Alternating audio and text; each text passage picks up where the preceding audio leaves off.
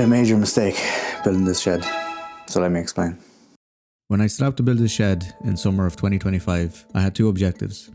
One, to make it on a budget, and two, to show the world that you can turn a normal steel shed into a motorcycle garage of my dreams. I wanted a place to keep the bike dry, keep it protected from temperature swings, have a decent space to work in, and do it without spending garage money.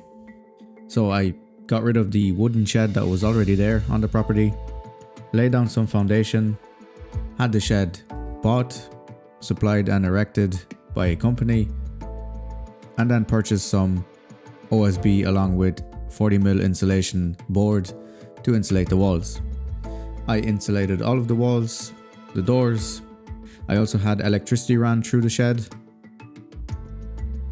and then finally painted everything black to give that forged carbon look.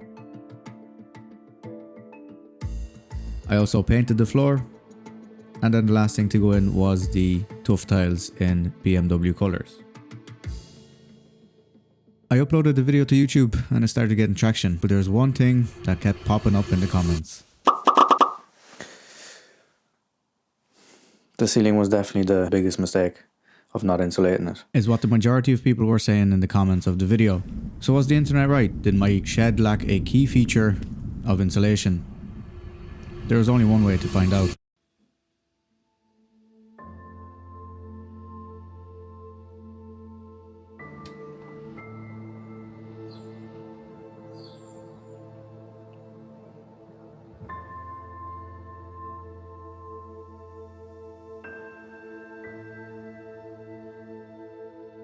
It was a long and cold winter.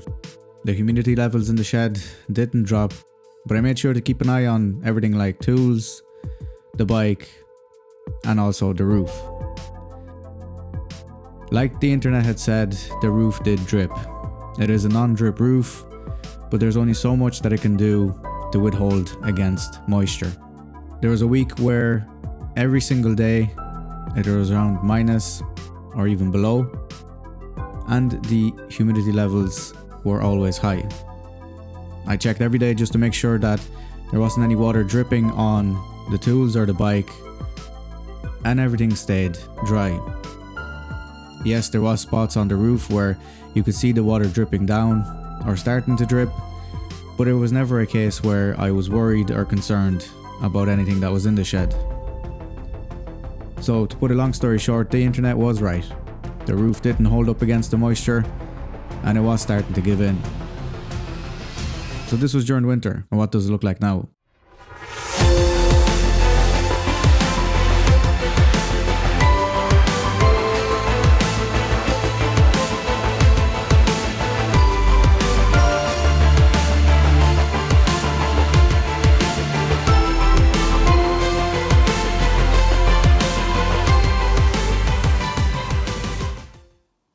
So what is my final verdict on the shed throughout winter? Let's start with the bike. One of the major things was to keep the bike dry, moisture free, so that rust and corrosion didn't form. The only places that I did notice was these two bolts here, but they are aftermarket, so that was to be expected and they can be painted. Other than that, no issues. So the bike sat in the shed all winter long, through temperature swings, high humidity, and the only casualties were two aftermarket bolts. The tuff tiles allowed the bike to be elevated from the ground, and I kept the battery on a trickle charger.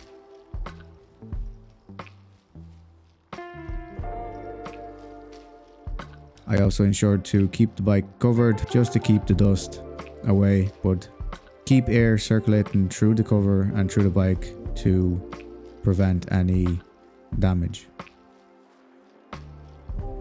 So the bike survived in the shed, but what about the tools? Another big thing was tools.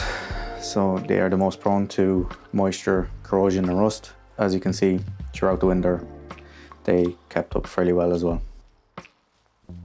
I may not have the most expensive or the greatest tools, but what I do have, I would like to keep in working order. As you can see, the socket set and the other tools as well have survived the winter in the shed, so this gives me some peace of mind that what I have in there will not corrode and degrade over time. Another thing was the compressor. So this can be also prone to moisture, but there wasn't any issues over the winter. Lastly, having a smaller shed means that I need to be smart with my storage, and I bought a cabinet to tidy things up, to have a place for all of my cans, my detailing stuff, and also my tools that are not used on a daily basis. This means that the overall shed is now tidier. Everything that I use frequently is easy to reach, and everything that's not used frequently is tucked away. So this is what the shed looks like as of recent. And lastly, I wanted a place to work on the Ducati where it could be warm, continue the project and enjoy the build. So the shed has surpassed all of my expectations. The bike stayed dry, the tools didn't rust, and the Ducati project is finally in full swing. So now that I've been through the process and I've experienced everything, what are my final thoughts? What would I do differently? And how am I going to address the areas of concern? So since the internet was right about the roof, I'm definitely planning to insulate it over the summer. Either do the 40mm insulation with the OSB or basically put the insulating foil just to have something to protect it for the next winter.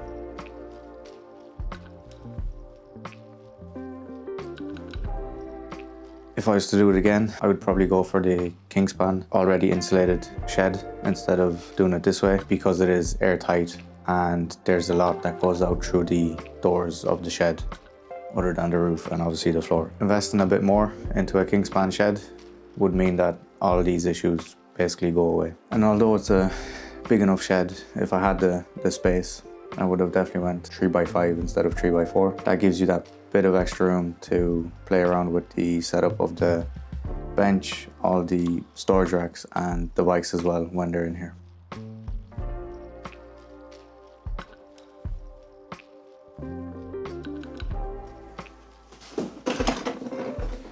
So if I had unlimited budget, unlimited space, I would have built a different shed, but with the resources, the budget, the location, I think what came out is pretty usable and definitely a good place to continue the hobby. So that has been the shed of my dreams. Like I mentioned before, it has surpassed all of my expectations, but at the end of the day, there's still room for improvement. It was my shed and how I built it, but let me know in the comments what you would have done differently. I hope you enjoyed the video. If you did, please leave a like, comment and subscribe, and I'll catch you at the next one. Peace.